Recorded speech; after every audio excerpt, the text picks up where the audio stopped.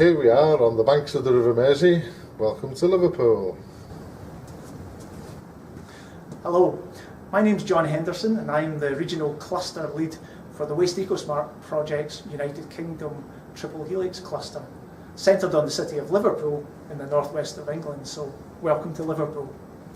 I work for CTEC Innovation Limited, an independent research, technology and consultancy business specialising in innovation management and technology development.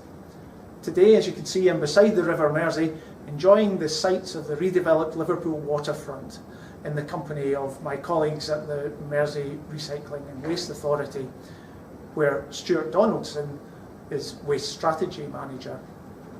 In a few moments, you're also going to be hearing from Dr. Carol Williams, Director of the Centre for Waste Management at the University of Central Lancashire, who will be describing our recent work together piloting the Wastecosmart approach to innovative solid waste management, and in particular the decision support framework tool being developed to look at strategic alternatives for increased resource efficiency. But first of all, I'm going to take a seat with Stuart to find out how municipal waste is handled for 1.5 million people across Merseyside at the moment. Here at MRWA, we work together with all 6 district partners from across the region as the Merseyside and Halton Waste Partnership, and they have responsibility for managing the local authority collected municipal waste from across the Liverpool City Region. That's almost 700,000 tonnes per year. And basically each local authority collects their own refuse and street cleansing, and whilst we have a contract in place with Veolia Environmental Services for waste management and recycling services. This means that we manage the municipal waste collected by the districts and provide 15 household waste recycling centres for residents to take their own waste, preferably for recycling, and a wider number of waste streams involved.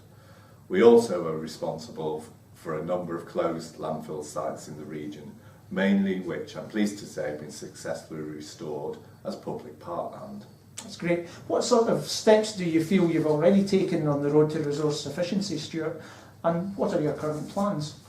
Well, over the last few years, we've worked hard with our local authority partners, our contractors, and particularly with the public, to increase recycling rates through better collection methods, better materials recovery systems, and increasing public participation.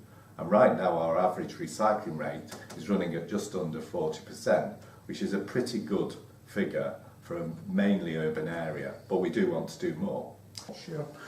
European policy is certainly driving in that direction. There's a target of 50% recycling by 2020 for member states, for example, and the landfill ban is proposed from 2025.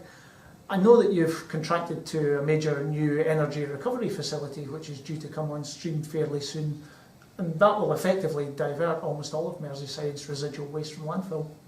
Yes, our current regional strategy certainly reflects the EU targets, but for me this isn't simply about increasing recycling or diverting from landfill. What we really want everyone to do is think and act further up the waste hierarchy. Preventing waste arising in the first place means you don't have to manage it later. I can't disagree with that, but I would imagine that there's a few practical challenges along the way. It's not straightforward for sure. We want to increase waste prevention, and we've got a target for that as well. And already you've got some really great local award-winning projects doing it successfully in specific things like food waste and furniture reuse. But to date, local authorities across the UK have given very little money towards waste prevention projects, given the potential benefits that they can bring. It's sometimes been seen as difficult to demonstrate on returns on investment from things like behavioural change of residents, although there is evidence around for it. And we're part of a national campaign called Love Food, Hate Waste, which claims at least 3-to-1 gearing on funding, for instance, potentially up to 8-to-1.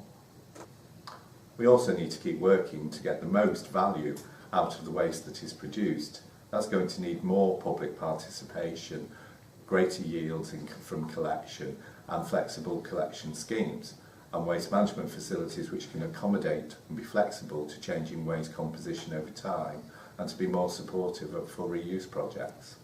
On that last point about reuse, there are some great examples of community-led initiatives in Liverpool, aren't there? Yes, we've been delighted to support some excellent work by charities, faith groups and social enterprises through our community fund in recent years. So that includes projects like the Merseyside Textile Forum and Bulky Bob's, a social enterprise which refurbishes and resells household furniture, mainly to vulnerable families.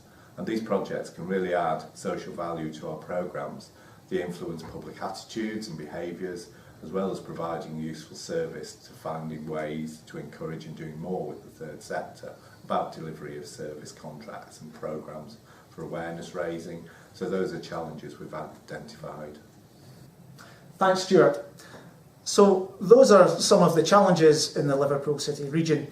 I'm going to hand over now to the third member of our regional cluster, Dr. Carol Williams of the University of Central Lancashire, to tell you about how we've been working within the Wastecosmart project to see how some new information and decision-making tools can be used to inform forward planning for resource efficiency.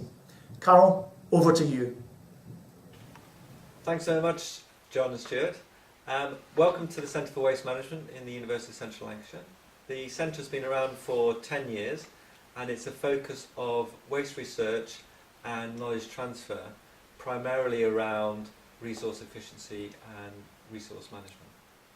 I'm also joined by Angus Glover, who works in the centre and is part of the Wastecosmart team, and I believe you've got a number of questions that you'd like to ask about the project. Yes, hello Carl. Can you firstly describe the current waste management situation in the region? Stuart has outlined the current waste management situation in the Merseyside region very clearly. One of the main challenges we are facing is improving resource efficiency. The published document, Resource Merseyside 2011-2041, is our headline strategic route map to deliver sustainable waste management on Merseyside, transform the waste agenda and move towards greater resource efficiency. We recognise that there is not a one-size-fits-all solution to the issues we face, and it will be a matter for each individual district within the Merseyside region to consider how best to deliver the strategy. This is reflected through a range of options which gives each district the flexibility to choose the delivery that best suits their needs and that of the local community with the resources that are available to them.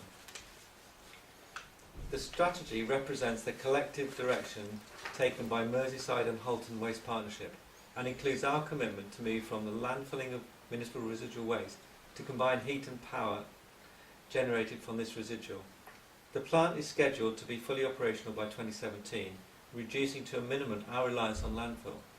This is being used as our baseline for the development of our alternatives, and as I'll explain later when we look at the Decision Support Framework workshop, this underpinned some of the alternatives. So Carl, what do you consider the main challenges for improved resource efficiency within waste management? Well, Gus, we consider there to be three main challenges. Firstly, opportunities to generate wealth through resource efficiency aren't limited to individual organisations, but permeate the wider economy. Resource efficiency is one of the cornerstones in the transition from a linear to a circular economy. We recognise the importance of life cycle thinking and the need to encourage innovation across supply chains. Secondly, we believe that energy from waste is a key factor in the move towards a more resource efficient society. It's been estimated that in the UK, energy from waste has the potential to deliver 10% of our current energy needs from the unrecoverable waste fraction. Resource efficiency is a very broad area that offers many opportunities for greater cooperation among stakeholders, which has also helped us formulate our alternatives. Through this cooperation, we hope to provide greater value recovery from difficult and problematic waste streams. Finally, adoption of life cycle thinking and eco-innovation for resources provides the major opportunity to boost competitiveness and create jobs, which is one of the reasons why Merseyside cultivates our third sector partnerships. Can you describe briefly the Merseyside approach to identifying alternatives for improved waste management? Yes, I can, Gus. We must remember that we are trying to adopt an innovative approach to how we can better manage our waste and preserve resources. We're still evaluating, and we won't get everything right first time. The consensus in the Merseyside region was that the TIS-SWOT analysis played a minor role in formulating our set of alternatives. The alternatives for the Merseyside region were primarily influenced by current waste management thinking and policy. Merseyside's commitment to the building and operation of an energy from waste plant underpinned all the alternatives.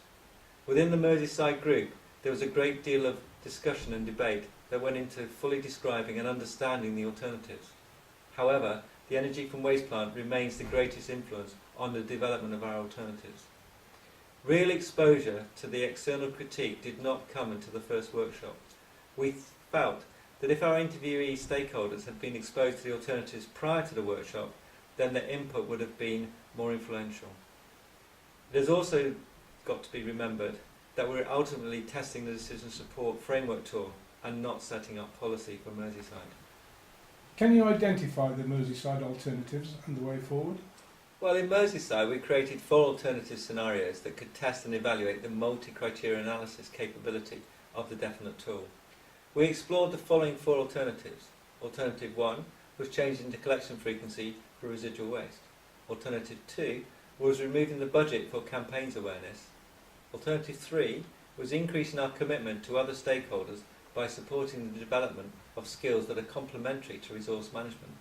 And finally, the possibility of introducing a pay-as-you-throw system. The tool shows great promise and certainly assists in presenting numerous complexities in easy-to-understand graphical format. The tool is not designed to replace management decisions, but will be very beneficial in assisting. It is felt that to benefit from this tool, follow-up workshops are required. Thank you, Carl. That's been very informative. I'm sure you're looking forward to the next stage of the Wastecosmart project. We are indeed. Thank you very much.